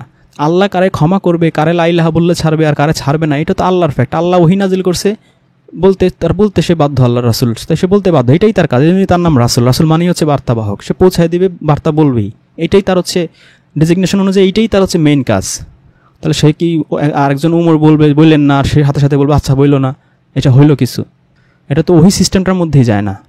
মানে এই হাদিসটার মধ্যে 4-5টা ঘাপলা আছে, কোরআন বিরোধী কনসেপ্ট এটার মধ্যে লুকায় আছে, একটা ভুয়া একটা বানোয়াট হাদিস। এবং এই হাদিসের মাধ্যমে হযরত ওমর এবং আল্লাহ রাসূল এবং আল্লাহকে পর্যন্ত বিতর্কিত করা হয়েছে এই হাদিসটার মাধ্যমে। তারপরে হাদিসের মধ্যে কি বলা আছে সেই বুখারী শরীফের হাদিসটার মধ্যে, যে আল্লাহ রাসূল তার চাদর বিছায় দিয়েছে, সেই চাদর আবু হুরায়রা, বুখারী শরীফের 2047 নম্বর হাদিস। আল্লাহ রাসূল সাল্লাল্লাহু আলাইহি ওয়াসাল্লাম তার এক বর্ণনায় বলেন, আমার এই কথা শেষ না হওয়া পর্যন্ত যে কেউ তার কাপড় বিছিয়ে দেবে এবং তারপরে নিজের শরীরের সাথে তার কাপড় জড়িয়ে নেবে, আমি যা বলছি সে তা স্মরণ রাখতে পারবে। আবু হুরায়রা বলেন, আমি আমার গায়ের চাদরখানা বিছিয়ে দিলাম যতক্ষণ আল্লাহ রাসূল সাল্লাল্লাহু আলাইহি ওয়াসাল্লাম তার কথা শেষ করলেন, পরে আমি তা আমার বুকের সাথে জড়িয়ে ধরলাম, ফলে আমি আল্লাহ রাসূল সাল্লাল্লাহু আলাইহি ওয়াসাল্লাম এর সে কথার কিছুই ভুলে যায়নি। আল্লাহ রাসূল চাদর দিবে আর সে ভুলে যাবে, সে মনে রাখবে। আল্লাহ রাসূল এভাবে চাদর দিয়ে মানুষকে আল্লাহর ওহী শিখাইতো, এটা হইল কিছু? আল্লাহ রাসূলের কাছে ওহী আসলে সে এটা ফজর আছে, মাগরিব আছে, এটা তো সে 614 সাল পর্যন্ত সেই দুই ওয়াক্ত নামাজই পড়ছে, 619 সাল পর্যন্ত পড়ছে 3 ওয়াক্ত, তারপরে মিরাজের পরে 5 ওয়াক্ত গেছে, সেদিকে যাব না। এখন বিষয় হচ্ছে যে নামাজে দাঁড়ায় তিনি কি বলতেন? তিনি তো এই ওহীই বলতেন। আগেই বলছি যে প্রতি বছরে এভারেজে 2-250 মাত্র ওহী নাজিল হইতো, সকালে একবার বিকেলে একবার, শুনতে শুনতে সাহাবীদের সবাই মুখস্থ হয়ে গেছিল। সাহাবীর এক যুদ্ধে 70 জন সাহাবী মারা গেছে যারা কোরআনের হাফেজ ছিল, এরকম হাজার হাজার হাফেজ ছিল। আর তখন কি পড়ালেখা ছিল নাকি? স্কুল কলেজ বিশ্ববিদ্যালয় ছিল, হাজারে একজন পাওয়া যেত না যে সব পড়ালেখা জানে। মানুষ এই শুনে শুনে মানুষ মুখস্থ করতো। এই যে পুঁথি, রামায়ণ, মহাভারত, এগুলো সবই শুনে শুনে মানুষের লেখা। তখনকার যুগে এত কাগজ কলম, এত প্রিন্টিং, ছাপাখানা, প্রেস টেস এত কিছু ছিল, মানুষ এরকম বিশাল বিশাল পুঁথি, সাহিত্য টাহিত্য এগুলো সব মুখস্থ শুনে শুনে মানুষ মুখস্থ হয়ে যাইতো। এখনও দেখবেন ছোটো ছোটো বাচ্চারা 3-4-5 বছর, ওদেরকে মায়েরা বাবারা ওই ছোটো ছোটো ছড়া কবিতা ওইভাবে মুখস্থই করায় ফেলে, শুনে মুখস্থ করে ফেলে। মানুষের মুখস্থর এই একটা আদত দিয়ে আল্লাহ সৃষ্টি করছে মানুষকে, মানুষ শুনলে মুখস্থ করতে পারে, অন্য কোনো প্রাণী এই কাজ করতে পারে না। তো তিনি মুখস্থ কীভাবে করাইতেন? এভাবে নামাজে দাঁড়ায় তাহলে নামাজের দরকারটা কি? সালাতের দরকারটা কি? বাল্লিক কি তো এইভাবেই করে? বাল্লিক কি ঘরে ঘরে আল্লাহ রাসূলের কাছে ওহী আসছে, আর আল্লাহ রাসূল যে মানুষের ঘরে ঘরে, তার সাহাবী আছে এক গ্রামে আছে 2000, 2000 জনের ঘরে যাবে উনি রাত্রেবেলা, তার দেখা যায় তো ওই 100 আয়াত নাজিল করলো, 100 আয়াত প্রচার করে তার 40 বছর চলে যাবে। শুধু এই আয়াত মানুষের ঘরে ঘরে ঘরে ঘরে সাহাবীদের বিদায় হজের সময় 10, 15, 20 হাজার, 50 হাজার সাহাবী নাকি ছিল। তো এই 20, 30, 50 হাজার সাহাবীদের ঘরে ঘরে যে উনি আয়াত নাজিল হবে আর সবার ঘরে ঘরে যে বলবে, এইভাবে এই 500 বছর জীবন দিল ওনার পক্ষে সম্ভব না সবার ঘরে ঘরে গিয়ে এইভাবে পৌঁছায় দেওয়া। নামাজ সব নবীরা এই সকাল সন্ধ্যা এটা দিচ্ছে, সিস্টেমটাই তো হয়েছে। তখন তো ঘড়ি ছিল না, 2 ওয়াক্ত তো দিবে। এখন এশারের ওয়াক্ত কি 8টা হয়েছে, বাজে না 9টা বাজে, মানুষ কি বোঝা সম্ভব নাকি? আর তখন কি ঘরের দুয়ারে দুয়ারে মানুষের এত মসজিদ ছিল নাকি, মন্দির ছিল নাকি? বিশাল, এখান থেকে এখন আজ থেকে 20 বছর আগেও দেখবেন যে আপনার বাড়ি থেকে 5 মাইল দূরে যে একটা মসজিদ থাকতো, এত সহজলভ্য তো ছিল না। আল্লাহ রাসূলের কাছে ওহী আসলে তিনি এইভাবে 2 সকাল সন্ধ্যা এইভাবে যে কনফারেন্সে দাঁড়াইতেন, এখানে দাঁড়ায় দাঁড়ায় বলতেন, মানুষ শুনতে শুনতে শুনতে শুনতে মানুষের মুখস্থ হয়ে যেত। সেই সাহাবীরা আবার নিজের এলাকায় গেলে তারা ওইভাবে মুখস্থ পড়তে থাকতো। বহু হাফেজ এরকম হয়ে গেছিল। তুখুর মেধা শক্তির, সেইখানে কোরআনের মাত্র 6,000 আয়াত, সেইটা মুখস্থ করতেই মানুষের কষ্ট হয়ে গেছে। সেইখানে গায়রে মাত্র ওহি নাকি সেই 30 লক্ষ হাদিস, 1 কোটি হাদিস, 2 কোটি হাদিস, এগুলো সবই আবু হুরায়রা মুখস্থ করছে।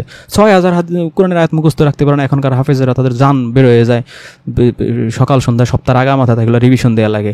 সেইখানে উনি আল্লাহ রাসূলের মুখ থেকে বের হওয়া এরকম কোটি কোটি হাদিস উনি মুখস্থ করে ফেলছে। মানে কি আল্লাহ রাসূলের রাসূলকে পক্ষতে এত সম্ভব না, এত কোটি কোটি হাদিস মুখস্থ করে রাখা। আর আল্লাহ রাসূল আইসে শুধু আবু হুরায়রা শিখাবে কেন? 4-5 জন সাহাবীরা তাদের এগুলো শিখাবে কেন? তাহলে কাতেব ওহী কেন রাখছে? কাতেব ওহীর কাজটা কি? কাতেব ওহী আল্লাহর যা ওহী আসবে সেগুলো লিখবে। তো এটা নাকি হাদিস হয়েছে গায়রে মাতলু হইতো, সেটাও তো ওহী, তো গায়রে মাতলু ডায়রে মাতলু যাই হোক ওহী তো এগুলো লেখানোর দরকার নাই। এগুলো শুধু এসে আবু হুরায়রা বলবে আর আবু হুরায়রা শুনে শুনে মুখস্থ করবে।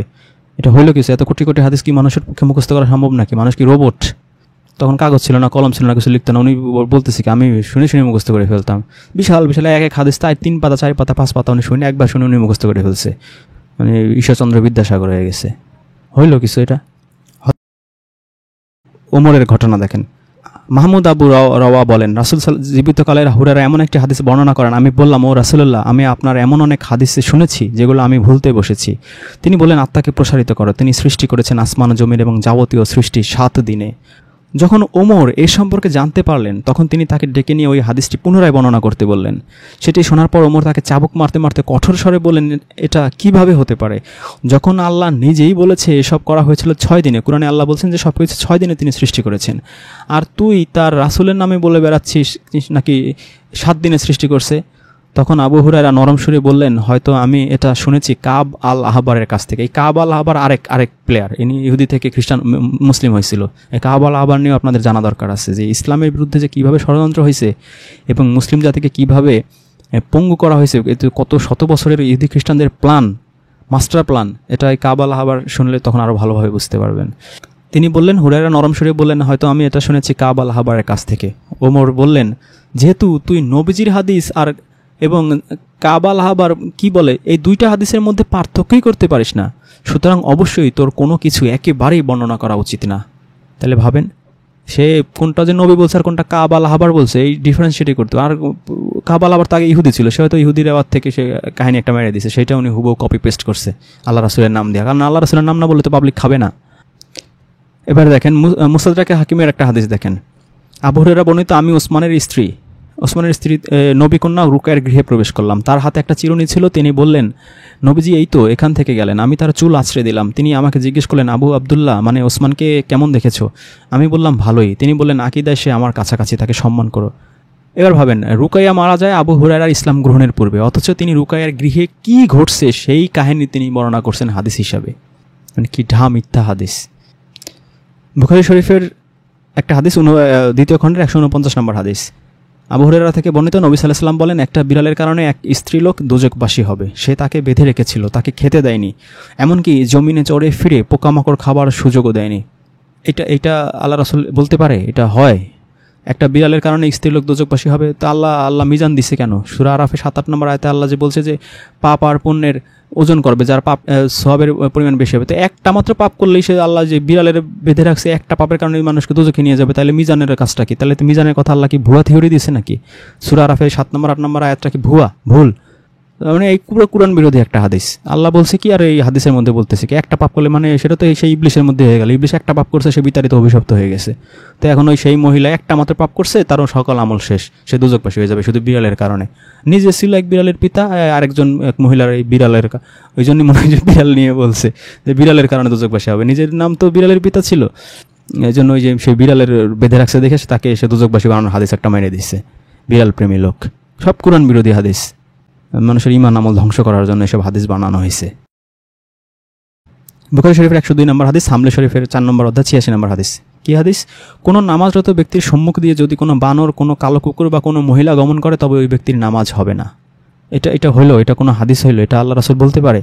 এটা কোনো মহিলা গমন করলে নামাজ হবে না মানে কি? মহিলারা কি নিকৃষ্ট জীব? এই যে ইসলাম বিদ্বেষীরা তো এইসব হাদিস দিয়ে আল্লাহ রাসূলকে বলে, এই তোমাদের ধর্মে তো মহিলারা কুকুরের সমান। যদি কোনো বানর, কোনো কালো কুকুর বা কোনো মহিলা গমন করে, তার মানে এই হাদিস দ্বারা নবী কী করছেন? কুকুরকে, বানরকে আর মহিলাদেরকে, নারীদেরকে এক কাতারে নিয়ে আসছে। মানে তোমাদের ইসলাম ধর্মে মহিলাদের কত লোভভাবে, কত নিকৃষ্টভাবে বিবেচনা করা হয়। দেখো বুখারী শরীফের 102 নম্বর হাদিস দেখো। তার মানে এই যে আল্লাহ রাসূলকে দিয়ে আল্লাহ রাসূল যে মহিলাদের নিকৃষ্ট চোখে দেখতেন এবং কুকুরের সমতুল্য মনে করতেন, বানরের সমতুল্য মনে করতেন, এইটা প্রমাণ করার জন্য এই হাদিসটা আল্লাহ রাসূলের নামে বানানো হয়েছে। অথচ আল্লাহ কি বলছেন সূরা নূরে, নিশ্চয়ই মুমিন পুরুষ মুমিন নারী, সৎকর্মশীল পুরুষ সৎকর্মশীল নারী, আমি আয়াতটা পড়ে শোনাই আপনাদের, না কত সুন্দর মর্যাদা দিচ্ছে আল্লাহ। সেইখানে কোরআন বিরোধী সব উল্টাপাল্টা বলে আল্লাহ রাসূলের চরিত্রকে কলঙ্কিত করা হয়েছে। আল্লাহকে তো মানে যেন ইসলাম বিদ্বেষীরা গালিগালাজ করতে পারে আল্লাহকে রাসূলকে, সেই সিস্টেম করছে এই হাদিসগুলো বানায় একেবারে নারীদেরকে একেবারে সে বান্দর আর কি কুত্তার সাথে তুলনা করছে, এক কাতারে ফেলায় দিছে। সূরা আহজাবের 35 নম্বর আয়াতে আল্লাহ কি বলছেন, নিশ্চয়ই মুসলিম পুরুষ ও মুসলিম নারী, মুমিন পুরুষ ও মুমিন নারী, অনুগত পুরুষ ও অনুগত নারী, সত্যবাদী পুরুষ ও সত্যবাদী নারী, ধৈর্যশীল পুরুষ ও ধৈর্যশীল নারী, বিনয়ী পুরুষ ও বিনয়ী নারী, দানশীল পুরুষ ও দানশীল নারী, সিয়াম পালনকারী পুরুষ ও সিয়াম পালনকারী নারী, লজ্জাস্থান হেফাজতকারী পুরুষ ও লজ্জাস্থান হেফাজতকারী নারী, আল্লাহকে অধিক স্মরণকারী পুরুষ ও আল্লাহকে অধিক স্মরণকারী নারী। আল্লাহ তাদের জন্য প্রস্তুত রেখেছেন ক্ষমা ও মহা প্রতিদান। এখানে আল্লাহ কোনো ডিফারেন্সিয়েট করছেন সূরা আহজাবের 35 নম্বর আয়াতে? যদি কোনো সে নারী হোক আর পুরুষ হোক, সে যদি মুসলিম হয়, সে যদি মুমিন হয়, সে যদি অনুগত হয়, বাধ্যগত হয়, সে যদি সত্যবাদী হয়, সবসময় সত্য কথা বলে, সে যদি ধৈর্যশীল হয়, ধৈর্যশীল তো কত বিশাল গুণ, মুত্তাকিদের গুণ, সবই মুত্তাকিদের গুণ। মহান আল্লাহ কত চমৎকার করে সূরা আহজাবের 35 নম্বর আয়াতে বলেছেন যে নারী পুরুষ যেই হোক, সে যদি মুসলিম হয়, মুমিন হয়, অনুগত হয়, বাধ্যগত হয়, সত্যবাদী হয়, ধৈর্যশীল হয়, বিনয়ী হয়, দানশীল হয়, দানকারী হয়, যৌনাঙ্গের হেফাজতকারী হয়, আল্লাহকে অধিক স্মরণ করে, সে নারী হোক আর পুরুষ হোক, আল্লাহ আয়াতের শেষেই বলেছেন তাদের জন্য প্রস্তুত রেখেছেন ক্ষমা ও মহাপ্রতিদান। মহাপ্রতিদান মানে কি? জান্নাত। আল্লাহর চোখে নারী বা পুরুষ কোনো ভেদাভেদে নেই। সূরা আহজাবের 35 নম্বর আয়াত তার জ্বলন্ত প্রমাণ। এবং এই গুণগুলো, যে গুণগুলো আল্লাহ এখানে বলেছেন, এর ম্যাক্সিমামই হচ্ছে মুত্তাকিদের গুণ। এবং সূরা হুজুরাতের 13 নম্বর আয়াতে আল্লাহ বলেছেন আল্লাহর দৃষ্টিতে সবচেয়ে বেশি সম্মানিত এই পৃথিবীতে তারা হচ্ছে মুত্তাকি, এবং আখিরাতে এই মুত্তাকিরা সাধারণ মানুষের মতো থাকবে না, তারা স্পেশাল গেস্ট হয়ে মেহমানের মতো করে সেখানে আল্লাহর সামনে উপস্থিত হবে, যেখানে আল্লাহ তার রাসূলের মাধ্যমে এই বার্তাগুলো আমাদের কাছে পৌঁছিয়েছেন যে নারীদের কতটা সম্মানিত করা হয়েছে। সেইখানে আবু হুরায়রা এইভাবে নারীদেরকে অপমান অপদস্থ করেছে, এবং এই সমস্ত হাদিসের কারণেই ইসলাম বিদ্বেষীরা, অন্যান্য বিধর্মীরা নারীদেরকে ভয় দেখায় যে দেখো তোমার ইসলাম ধর্মে যাবা বা তাদের সেই ধর্মের প্রতি আকৃষ্ট হচ্ছ, এই ধর্মে নারীদেরকে কিভাবে কুকুর, বেড়াল, শিয়াল, বানরের সাথে তুলনা করা হয়। দরবারি আলেম ছিল তো সেই মুয়াবিয়ার, যিনি একজন বৈধ খলিফা হজরত আলী, তার বিরুদ্ধে অস্ত্র ধরেছিলেন, 60-70 হাজার মুসলিম শহীদ হয়েছিল, তাদের রক্তে রঞ্জিত হয়েছিল। যেই মুয়াবিয়া মায়ের চেয়ে মাসির দরদ বেশি, যে হজরত উসমান, যিনি হজরত আলীর ভাইরা ভাই ছিলেন, তার বিচার কেন করে না, সেই জন্য তার বিরুদ্ধে যুদ্ধ ঘোষণা করেছেন। এটা ছিল সেই শত শত বছর ধরে সেই আল্লাহ রাসূলের যেই বংশগোত্র, সেই বনু হাসিমের সাথে সেই মুয়াবিয়ার যে ফ্যামিলি, যে আবু সুফিয়ানের যে বনু উমাইয়ার যে যুগ যুগ ধরে চলে আসা শত্রুতার বহিঃপ্রকাশ এই সিফিনের যুদ্ধ। এবং এই আবু হুরায়রা তিনি এই সিফিনের যুদ্ধে থেকেই সেই মুয়াবিয়ার পক্ষ অবলম্বন করেছেন। বলা হয় যে তিনি কত শত শত কোটি কোটি লক্ষ লক্ষ হাদিস তার মুখস্থ। তিনি কি জানতেন না যে আল্লাহ রাসূল বলেছেন যে হযরত আলীর কি মর্যাদা, কি মর্তবা, সবই জানতেন তিনি। তারপর দুনিয়ার লোভে তিনি সেই মুয়াবিয়ার পক্ষে নিয়েছেন এবং সাফল্যও লাভ করেছিলেন। তাকে মদিনার গভর্নর বানিয়েছিলেন সেই মুয়াবিয়া, সেই দরবারি আলেম। এবং সেই হজরত ওমর তাকে মার দিয়েছিলেন যে আল্লাহ বলেছেন যে 6 দিনে সব কিছু সৃষ্টি করেছেন, আর তিনি বলছেন যে কাবাল আহবারের কাছ থেকে সে হাদিস শুনেছেন যে 7 দিনে যে ইহুদি থেকে মুসলিম হয়েছিল, সেই কাবাল আহবারের সাগরেদ হয়েছিলেন সেই মুয়াবিয়া, সেই আবু হুরায়রা। এই ইহুদিদের মাধ্যমে সেই হাদিসগুলো তিনি ঢুকিয়েছেন, নারীদেরকে এইভাবে অপমান অপদস্থ করেছেন, যাতে করে আনেওয়ালা প্রজন্ম ইসলাম সম্পর্কে, আল্লাহ রাসূল সম্পর্কে, আল্লাহ সম্পর্কে, কুরআন সম্পর্কে ভ্রান্ত ধারণা নিয়ে ইসলামটাকে একটা ভীতিজনক, আতঙ্কজনক ধর্ম মনে করে, এবং যেই ধর্মে নারীদেরকে সম্মান দেওয়া হয় না সেই বিষয়টাই তারা মনে করে, এইভাবে তারা ইসলাম থেকে মুখ ফিরিয়ে নেয়। এই মাস্টার প্ল্যান দিয়েই এই আবু হুরায়রা এই সমস্ত হাদিস সেই ইহুদি কাবাল আহবারের মুরিদ হয়ে, অথবা হয়তো নিজেই বানিয়েছেন কোনো মাস্টার প্ল্যানের অংশ হিসেবে, বানিয়ে এইভাবে ইসলামটাকে তিলে তিলে ক্ষতি করার মাস্টার প্ল্যান তিনি এগিয়ে নিয়ে গিয়েছিলেন। খুব দুঃখজনক, খুব দুর্ভাগ্যজনক। তার অজস্র হাদিস আছে, কয়টা বলবো, যেগুলো ম্যাক্সিমাম হাদিসে কোরআনের সাথে সাংঘর্ষিক।